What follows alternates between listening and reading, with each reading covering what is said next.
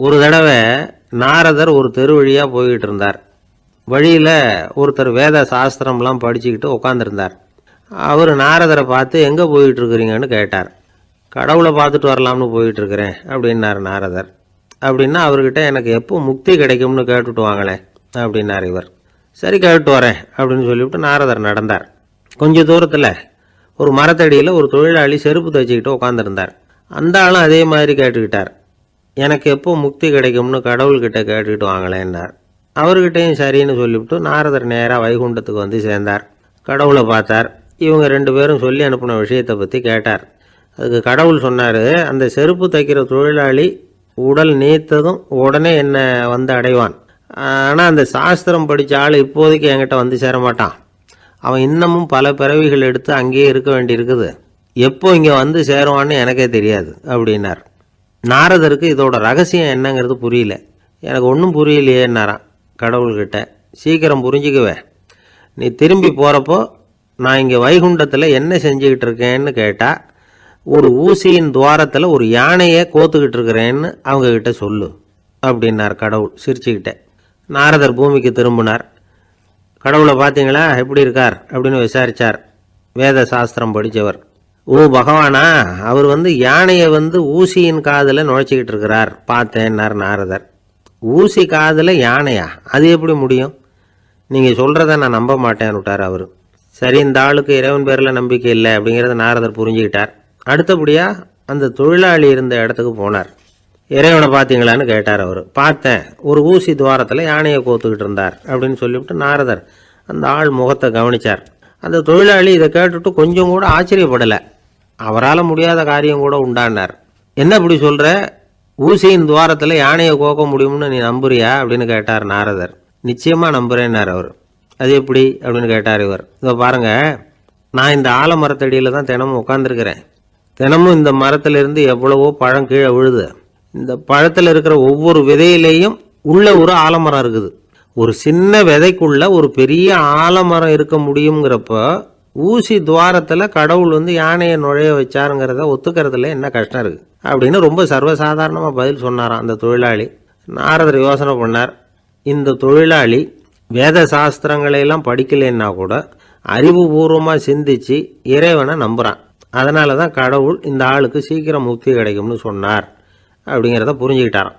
இந்த கதையில் வர்ற கடவுள், நாரதர், வைகுண்டம் இதெல்லாம் ஒரு பக்கம் இருக்கட்டும், ஒரு சின்ன விதைக்குள்ள ஒரு பெரிய ஆலமரம் தூங்கிக்கிட்டு இருக்கு அப்படிங்கிற உண்மை, அந்தரத்தில் 1000 கிரகங்கள் சுற்றிக்கிட்டு இருக்குங்கிற உண்மை, இதெல்லாம் நாம் பார்த்துக்கிட்டு தானே இருக்கிறோம். இந்த உண்மைகள் அதிசயமாக நமக்கு தெரியறதுனால அதை நம்பாமல் இருந்துட முடியாது. இயற்கையை பரிபூர்ணமாக நம்புங்கள், அந்த நம்பிக்கையே நம்ம வாழ்க்கைக்கு ஆதாரம் அப்படிங்கிறத விளக்கறதுக்காக தான் இந்த கதை. இந்த காலத்தில் நம்ம பிள்ளைங்களுக்கெல்லாம் இது மாதிரி நம்பிக்கை அதிகமாகவே இருக்குது. ஒரு நாள் ஒரு சின்ன பையன்கிட்ட கேட்டேன், ஏன்பா கடவுள் ஒரு பானைக்குள்ளே ஒரு யானையை நுழைய வச்சுட்டாருன்னு சொன்னால் அதை நீ நம்புவியா அப்படின்னு கேட்டோம். நம்புவேன் சார், அது ஒன்றும் பெரிய அதிசயம் இல்லைன்னா. எப்படிறான்னு கேட்டோம். எப்படின்னா அந்த பானை அந்த யானையை விட பெருசாக இருந்திருக்கும், அவ்வளவுதான் அப்படின்னு சொல்கிறான். ஒரு ராஜா இருந்தார்.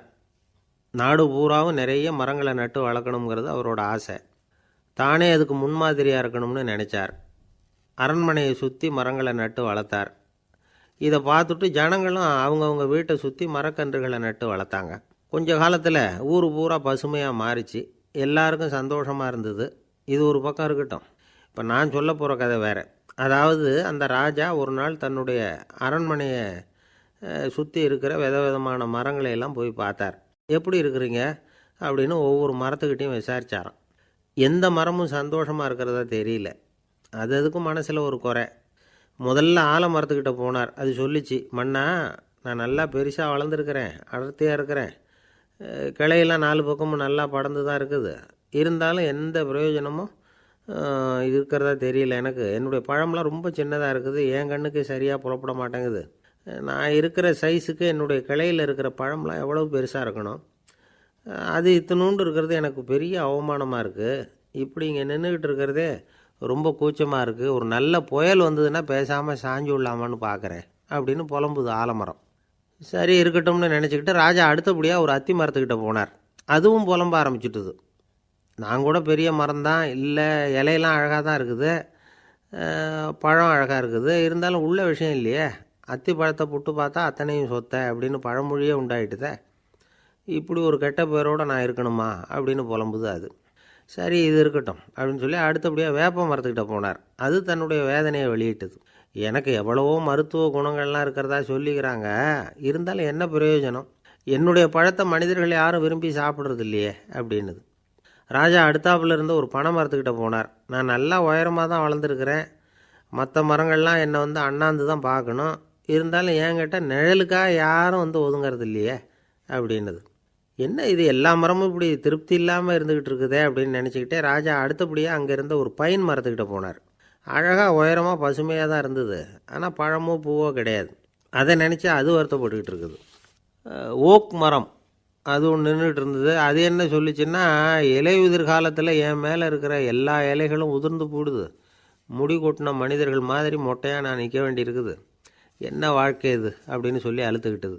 சரி, புளிய மரம் என்ன சொல்லுது பார்ப்போம்னு அதுக்கிட்ட போனால், என்னுடைய நிழலில் யாருமே தங்க மாட்டாங்க, உடம்புக்கு சூடுன்னு ஒதுங்கி போயிடுவாங்க, அடிமரத்தை பார்த்திங்கன்னா பட்டையெல்லாம் உறிஞ்சி பார்க்குறதுக்கே கேவலமாக இருப்பேன் அப்படின்னுது அது. முருங்கை மரம் என்ன சொல்லிச்சு தெரியுமா, என்னுடைய இலை காயெல்லாம் சாப்பிட்றவங்களுக்கு சத்து கொடுக்கறது வாசம்தான், ஆனால் என் உடம்புல சத்தே கிடையாது, கொஞ்சம் வேகமாக காற்று அடிச்சதுன்னா முறிஞ்சி விழுந்துடுறேன், என்ன வாழ்க்கை இது அப்படின்னு சொல்லி அது வருத்தப்பட்டது. ராஜா யோசனை பண்ணார். என்ன இது, மரங்கள் பூமியின் வரங்கள்னு சொல்கிறோம், மழை பெய்யறதுக்கு அதுதான் காரணம், பூமி செழிப்பாக இருக்கிறதுக்கும் அதுதான் காரணம், வீடு கட்டுறதுக்கு மரம், நாற்காலி செய்ய உபயோகப்படுத்துறதுக்கும் அதுதான் உபயோகப்படுது, மனுஷனுக்கு வேண்டிய ஆகாரங்களையும் கொடுக்குது, இப்படிலாம் இருந்தும் எல்லா மரமும் நிம்மதி இல்லாமல் இருந்துக்கிட்டு இருக்குதே அப்படின்னு நினச்சார். அப்போது அங்கே இருந்த ஒரு மகிழ மரம் அவர் கண்ணில் பட்டுது. அந்த மரம் மட்டும் கொஞ்சம் நிம்மதியாக மகிழ்ச்சியாக இருக்கிறது மாதிரி தெரிஞ்சுது. உடனே ராஜா அதுக்கிட்ட போனார். உனக்கு மனசில் எதுவும் குறை இல்லையான்னு கேட்டார். இல்லை, நான் சந்தோஷமாக தான் இருக்கேன்னு அந்த மகிழ மரம். அப்படியான்னு ஆச்சரியமாக கேட்டார் ராஜா.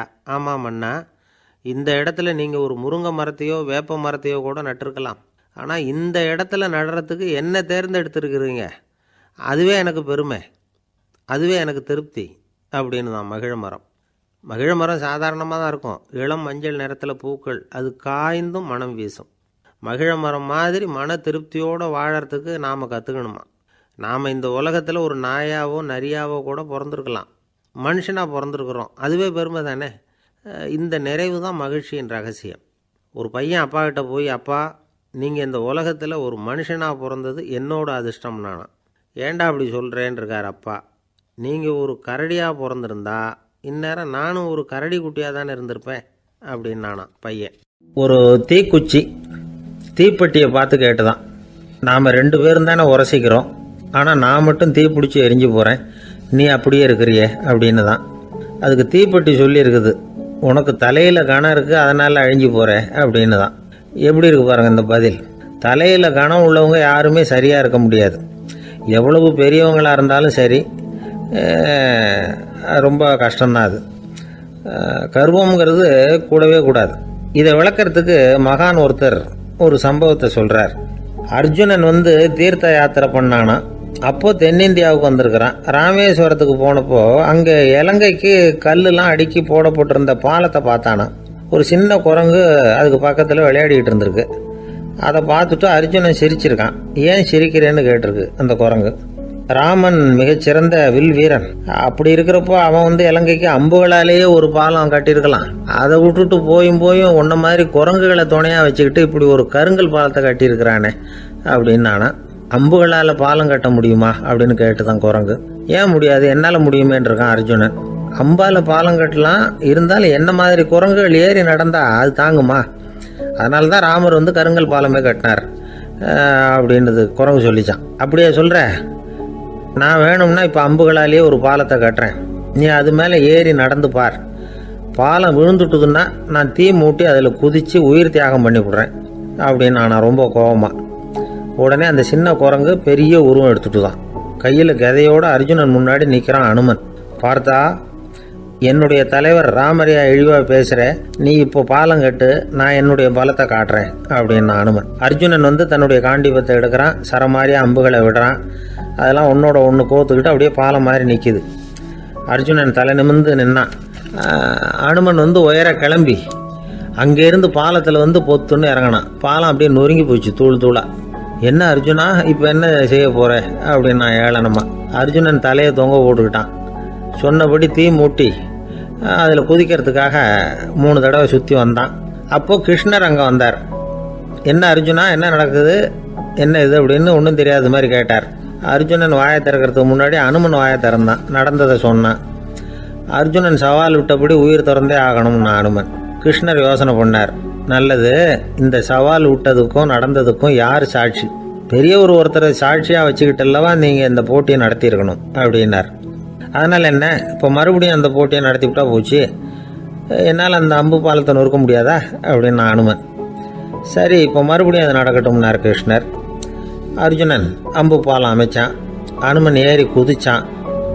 பாலம் அசைஞ்சு கொடுக்கவே இல்லை, அவ்வளோ உறுதியாக இருக்குது. இப்போ அனுமன் தலையை குனிஞ்சிக்கிட்டான். அர்ஜுனன் நன்றியோடு நிமிர்ந்து பார்த்தான். கிருஷ்ணருடைய தோள்கள்லேயும் முதுகள்லேயும் ரத்தம். என்ன சுவாமி, என்ன நடந்ததுன்னு நான் பதறி போய், உன் அம்பு பாலத்தை நான் தான் முட்டு கொடுத்து தாங்கிக்கிட்டு இருந்தேன்.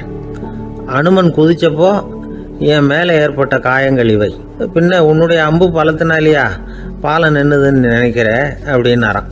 முதல்ல வந்து அர்ஜுனன், அப்புறம் அனுமன் 2 பேருக்குமே கர்வ பங்கம் ஆயிட்டு தான். அதாவது அவங்கக்கிட்ட இருந்த கர்வம் போயிட்டுது. யாராக இருந்தாலும் கர்வம் கூடாதுங்கிறத இதிலேருந்து நாம் புரிஞ்சுக்கணும். இந்த காலத்தில் நாமெல்லாம் எந்த விஷயத்துக்கெல்லாம் கர்வப்பட்டுக்கிட்டு இருக்கோம் தெரியுமா? 2 பெண்கள் தங்களுடைய கணவன்மார்களை பற்றி ரொம்ப பெருமையாக பேசிக்கிட்டாங்களாம். அதில் ஒரு அம்மா சொல்லியிருக்கு, என் வீட்டுக்காரர்கிட்ட எந்த சப்ஜெக்ட் கொடுத்தாலும் சரி அந்த விஷயத்தை பற்றி அழகாக 1 மணி நேரம் பேசுவார் அப்படின்னாங்களாம்.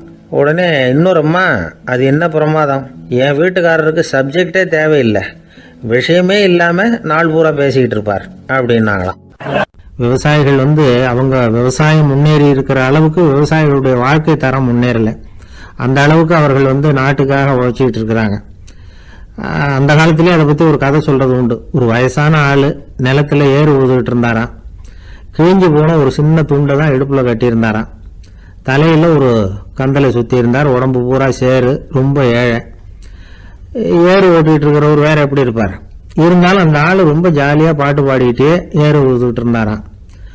உடம்புல தான் அவர் ஏழையை தவிர மனசில் ஒரு ஏழையாக தெரியல. அந்த சமயத்தில் அந்த நாட்டு ராஜா அந்த பக்கமாக குதிரை மேலே வந்தாராம். வேட்டைக்கு போயிட்டு பரிவாரங்களோடு திரும்பி வந்துகிட்டு இருக்கிறார்.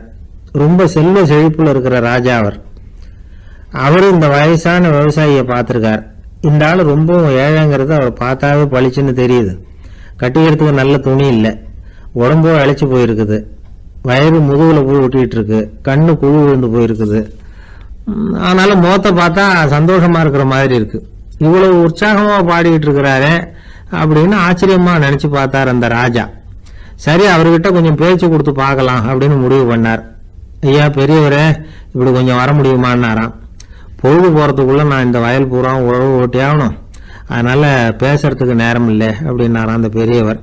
என்ன அவ்வளவு அவசரமா, மீதி இருந்தால் நாளைக்கு உழுதப்படாதா? அது சரி, உனக்கு எத்தனை ஏக்கர் நிலம் இருக்குது அப்படின்னு விசாரிச்சிருக்கார் ராஜா. எனக்குன்னு சொந்தமாக உள்ளங்கை அளவு கூட நிலம் கிடையாது. இது எங்கள் முதலாளியோட நிலம். இதை பூராவும் உழுது முடிச்சாதான் அவர் கூலி கொடுப்பார். நான் கூலிக்கு ஊதுகிட்டு இருக்கிறேன். உங்ககிட்ட பேசிக்கிட்டு இருந்தா அவருக்கு துரோகம் பண்ணது மாதிரி ஆயிடும் அப்படின்னாராம். ராஜா குதிரை விட்டு கீழே இறங்கினார். வரப்புல நடந்து அந்த பெரியவர்கிட்டயே போனாராம். சரி, ஒரு நாள் பூரா உழுதான் உனக்கு எவ்வளவு கூலின்னு கேட்டிருக்கார். 8 அணா கூலி கிடைக்கும்னாராம் அவர். இது ரொம்ப காலத்துக்கு முன்னாடி நடந்த ஒரு சம்பவங்கிறதுனால அப்போ 8 அணா கூலிங்கிறது ரொம்ப பெருசு. இருந்தாலும் அதுவும் அந்த ராஜாவுக்கு பெரிய கூலியா தெரியல. இவ்வளவுதானா, இதை வச்சுக்கிட்டு நீ எப்படி காலம் தள்ளுற அப்படின்னாராம். ஒன்றும் கவலை இல்லை அப்படின்னாராம் அவர். ராஜாவுக்கு ரொம்ப ஆச்சரியமா போச்சு.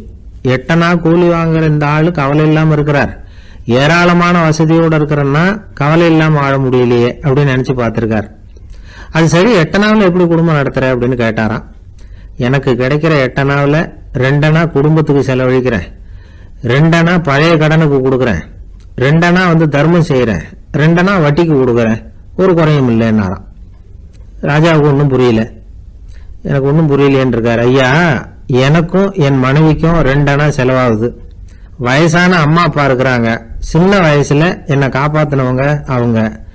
அந்த கடனுக்கு 2 அணா செலவாகுது, அது பழைய கடன். என் தங்கச்சி ஒருத்தி ஆதரவு இல்லாத நிலைமையில தன்னுடைய மகனோட என் வீட்டில் வந்து இருக்கிறா. அவளுக்கும் அவள் மகனுக்கும் 2 அணா செலவு பண்றேன், அது தர்மம். எனக்கு 2 பிள்ளைங்க இருக்கிறாங்க, அவங்களுக்கு 2 அணா செலவு பண்றேன், அது வட்டிக்கு கொடுக்கறது மாதிரி. பிற்காலத்துல அவங்க எங்களை காப்பாற்றுவாங்க. அந்த வகையில நான் திருப்தியோட வாழ்ந்துகிட்டு இருக்கிறேன் அப்படின்னாராம். ராஜாவுக்கு அர்த்தம் புரிய ஆரம்பிச்சுதான். அந்த பெரிய நிலத்தை விலை கொடுத்து வாங்கி அந்த பெரியவருக்கே தானமா கொடுத்துட்டாராம். இப்போ ஊழவருக்கே நிலம் சொந்தமாயிட்டுது. அன்னையிலிருந்து அரசனுக்கும் ஆறுதல் கிடைச்சுதான். இப்படி ஒரு கதை சொல்லுவாங்க. 8 அணா வருமானத்தை வச்சுக்கிட்டு எப்படி காலத்தை தள்ளுறதுன்னு சொல்றதுக்காக இந்த கதையை சொல்றதாக யாரும் தப்பா நினைச்சுக்க கூடாது.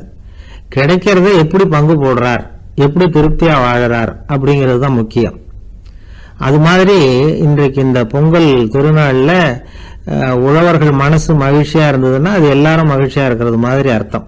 அதனால அவர்கள்ட்ட இருந்து நாம பாடம் கத்துக்கணும். சில உழவர்கள் தங்கள் நிலத்துல விளையறத தாங்கள் சாப்பிட மாட்டாங்க, அடுத்தவங்கள்ட்ட வித்துட்டு சந்தையில போய் வேற அரிசி வாங்கிட்டு வந்துதான் இவங்க சாப்பிடுவாங்க.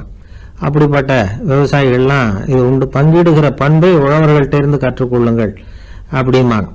ஒரு ஆள் நிம்மதியா மகிழ்ச்சியா இருந்தானா, உங்க நிம்மதிக்கும் மகிழ்ச்சிக்கும் என்ன காரணம்னு கேட்டிருக்காரு இன்னொருத்தர். என்கிட்ட இருந்தது பூராவையும் என் பிள்ளைங்களுக்கு சமமா பங்கு போட்டு கொடுத்துட்டேன், எனக்குன்னு எதுவுமே வச்சுக்கல, அதுதான் நிம்மதிக்கு காரணம்னு இருக்கான். உங்ககிட்ட இருந்தது எவ்வளவு இருந்தது அப்படின்னு கேட்டிருக்காரு அவரு. மொத்தமா ஒரு 50,000 ரூபாய் இருக்கும் அப்படின்னு இருக்கான். அவ்வளவும் பணமாவே இருந்ததா அப்படின்னு கேட்டிருக்காங்க அவங்க. இல்லைங்க, அவ்வளவும் கடன், அதை தான் பிரிச்சு கொடுத்துருக்கேன் பிள்ளைங்க கிட்ட அப்படின்னு நானா. அவன் நம்பிக்கை இல்லைன்னா இந்த உலகத்துல நாம நடமாடவே முடியாது. அவநம்பிக்கையோடு இருந்துகிட்டு இருந்தா என்னைக்கும் அவஸ்தை தான். நாம நம்புறது நடக்குதோ இல்லையோ அது வேற விஷயம். ஆனா எதையும் நம்பி தான் நாம அடி வைக்க வேண்டியிருக்கு. வேற ஒன்றும் வேணாம், ஒரு லாட்ரி சீட்டு வாங்குறோம், அது எங்க நமக்கு விழப்போகுது அப்படிங்கிற அவநம்பிக்கையோடவா வாங்குறோம். பரிசு நமக்கு தான் அப்படிங்கிற நம்பிக்கை உள்ளூர இருக்கிறதுனால தான் அதை வாங்குறோம். இருந்தாலும் முடிவு வேற மாதிரி ஆயிடுது. அதுக்காக மனசு சோர்ந்து போறதில்ல, அடுத்த மாசமும் சீட்டு வாங்குறோம். இந்த நம்பிக்கை தான் மனித வாழ்க்கைக்கு ஆதாரம். ஒரு கடையில் போய் டீ சாப்பிட்றீங்க, அந்த டீ நல்ல டீ தானா, அதில் விஷம் கலந்துருக்குமா அப்படிங்கிற சந்தேகம் வந்துட்டுதுன்னு வச்சுங்க. அதுக்கப்புறம் அதை எப்படி நீங்கள் சாப்பிட முடியும்? நம்பி தான் சாப்பிட்ணும். ரயில் ஒழுங்காக போய் சேருங்கிற நம்பிக்கை இருக்கிறதுனால தான் அதில் ஏறி உட்காடுறோம். லெட்டர் ஒழுங்காக போய் சேருங்கிற நம்பிக்கை இருக்கிறதுனால தான் பெட்டியில் போடுறோம். சரி, நம்ம கதையெல்லாம் நம்மளோட இருக்கட்டும். மனித நம்பிக்கை எந்த அளவுக்கு உறுதியாகவும் அறிவுபூர்வமாகவும் இருக்கணுங்கிறதுக்கு அலெக்சாண்டர் வாழ்க்கையில் நடந்த ஒரு சம்பவத்தை உதாரணமாக சொல்லலாம். இந்த உலகத்தையே ஜெயிக்கணும்னு புறப்பட்டார் அலெக்சாண்டர். ஒரு கட்டத்தில் அவர் சிட்னஸ் நதி கரைக்கு சேர்ந்தார். அந்த சமயத்தில் அவருக்கு கடுமையான நோய் வந்துட்டுது. அவர் கூடவே வந்திருந்த கிரேக்க வைத்தியர்கள் என்னென்னமோ முயற்சியெல்லாம் பண்ணி பார்த்தாங்க. இருந்தாலும் அலெக்சாண்டருக்கு வந்திருக்கிறது என்ன நோய்ங்கிறத அவங்களால கண்டுபிடிக்க முடியல. ஏன்னா அந்த பகுதியில் உள்ளவங்களுக்கு மட்டுமே அதிகமாக வரக்கூடிய ஒரு வினோதமான நோயாக இருந்தது அது. ஆனால் அவர் இருக்கிற இடம் எதிரியோட இடம், பாரசீக மன்னனோட ஆளுகைக்கு உட்பட்ட இடம். என்ன பண்ணுறது அப்படின்னு எல்லாரும் யோசனை பண்ணாங்க. பாரசீக மன்னனோட அரண்மனையில் இருக்கிற வைத்தியர் வந்தால் இந்த நோயை குணப்படுத்தி விடுவார் அப்படின்னு சொன்னாங்க.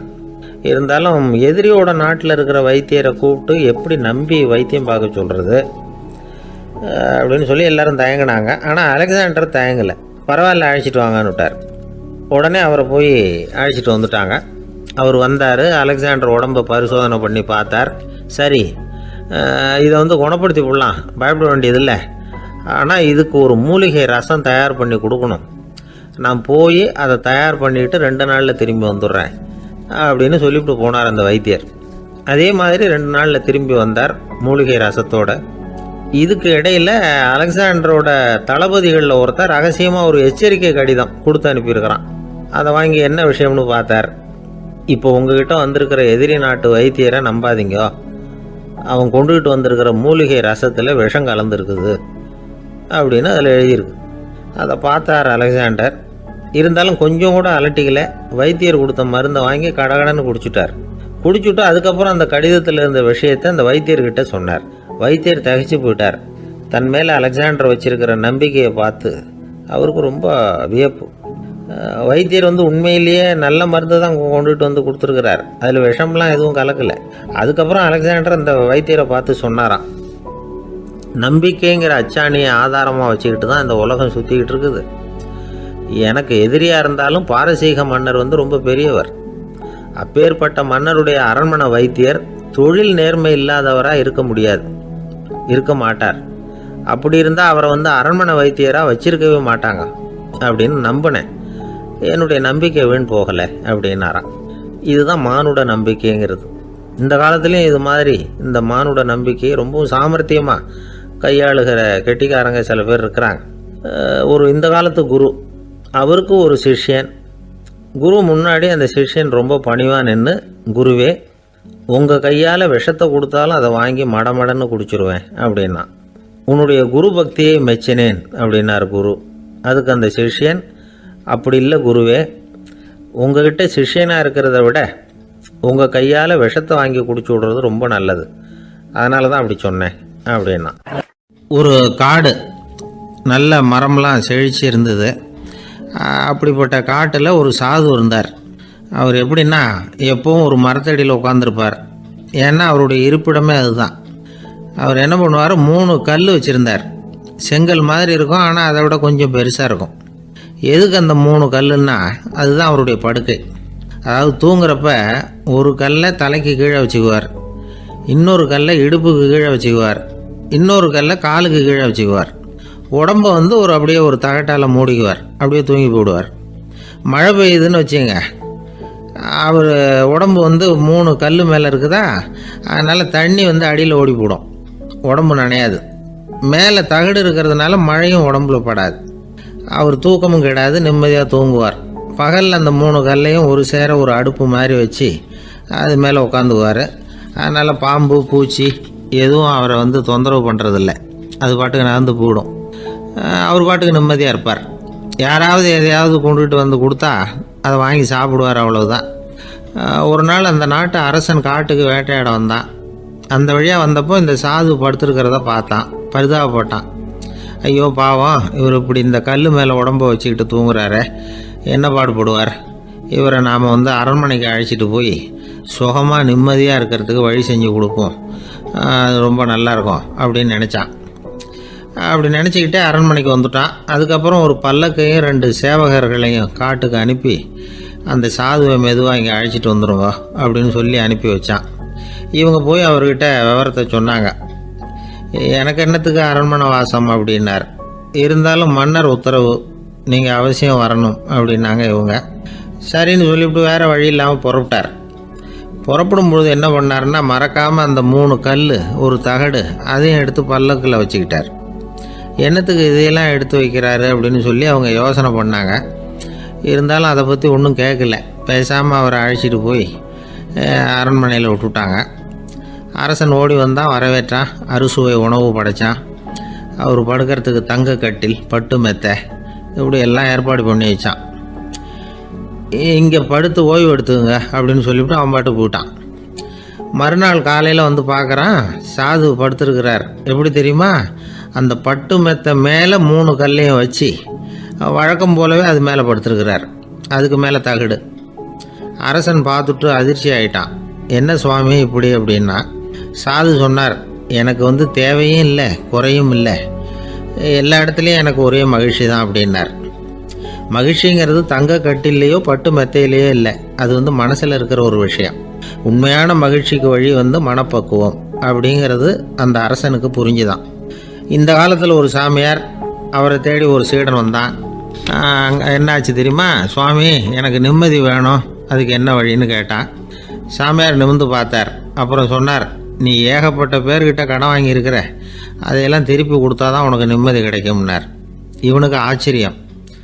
அது எப்படி சாமி, அவ்வளவு கரெக்டாக நான் கடன் வாங்கினதை கண்டுபிடிச்சிங்க அப்படின்னா. உனக்கு கடன் கொடுத்து சாமியாராக போனதே நான் தான்ப்பா, அதனால தான் இந்த கதிக்கு வந்தேன். என்கிட்டயே நிம்மதிக்கு வழி கேட்குறிய, அதுதான்டா வேதனை அப்படின்னாராம் அவர். ரொம்ப நாளைக்கு முன்னாடி ஒரு நாள் கோவலன் நாடகம் நடந்தது. எங்கள் மதுரையில் நடந்தது. அதில் ஒரு முக்கியமான கட்டம், கண்ணகி கிட்ட சிலம்பை வாங்கிக்கிட்டு அதை விற்கிறதுக்காக மதுரை நகருக்கு புறப்படுறான் கோவலன். அந்த சமயத்தில் கண்ணகி பாடுற மாதிரி ஒரு நாடக பாடல், நாடக ஆசிரியர் எழுதினது. அது என்ன பாட்டுன்னா, மா பாவியோர் கூடி வாழும் மதுரைக்கு மன்னா போகாதீர் என்று அப்படின்னு ஆரம்பிக்கும் அந்த பாட்டு. இதுதான் அந்த பாட்டு. இதை கண்ணகி மேடையில் பாடின உடனே கூட்டத்தில் சலசலப்பு. நம்ம ஊர்லேயே நமக்கு முன்னாடியே நின்றுக்கிட்டு மா பாவியோர் கூடி வாழும் மதுரை அப்படின்னு சொல்கிறாங்களே, என்ன தைரியம் அப்படின்னு எல்லாம் குழப்பம் பண்ண ஆரம்பிச்சிட்டாங்க. மக்கள் சத்தம் போட ஆரம்பிச்சிட்டாங்க. எதிர்ப்பு குரல் அது பாட்டுக்கு வர வர அதிகமாக போட்டுது. கொண்டுக்கிட்டு வா அந்த நாடக ஆசிரியரை, எழுதுனது யார் அப்படின்னு ஒரே சத்தம், கூச்சல். வேறு வழி இல்லை. மெதுவாக மேடைக்கு வந்தார் அந்த நாடக ஆசிரியர். 4 பக்கத்திலிருந்தும் கேள்வி கணைகள். மக்களை பார்த்து கொஞ்சம் அமைதியாக இருங்கோ அப்படின்னு சொல்லிவிட்டு தன்னுடைய விளக்கத்தை சொல்ல ஆரம்பித்தார் அந்த நாடக ஆசிரியர். மா அப்படின்னு சொன்னால் திருமகளாகிய லட்சுமி அப்படின்னு அர்த்தம். பா அப்படின்னா கலைமகளாகிய சரஸ்வதி. வி அப்படின்னா மலைமகளாகிய பார்வதி. மா பாவியோர் அப்படின்னா திருமகளும் கலைமகளும் மலைமகளும், இவங்க மூவரும் அப்படின்னு அர்த்தம். இந்த 3 பேரும் வாழ்கின்ற மதுரை புனிதம் நிறைந்தது, சகல செல்வங்களும் நிறைஞ்சது. அப்படிப்பட்ட ஊரில் நான் அணிந்து கொள்ளும் இந்த சாதாரண சிலம்பை யார் வாங்கிக்குவாங்க அப்படிங்கிற எண்ணத்தோடு தான் கண்ணகி அப்படி சொல்கிறா. அதை நினச்சி தான் நான் எழுதினேன். ஆகவே மதுரையை ரொம்ப சிரமப்படுத்தணும், ரொம்ப மோசமாக எழுதணும் அப்படிங்கிற எண்ணம்லாம் எனக்கு கிடையாது. பெருமைப்படுத்தணும்னு நினச்சி தான் அப்படி எழுதினேன் அப்படின்னு விளக்கம் கொடுத்தாராம். இந்த விளக்கத்தை கேட்டதும் எல்லாரும் ரொம்ப சமாதானம் ஆயிட்டாங்களாம். இப்படி விளக்கம் கொடுத்த அந்த நாடக ஆசிரியர் யார் தெரியுமா? அவர் தான் தமிழ் நாடக உலகின் முதல் ஆசான் சங்கரதாஸ் சுவாமிகள். அவருக்கு நகைச்சுவை உணர்வும் அதிகம்.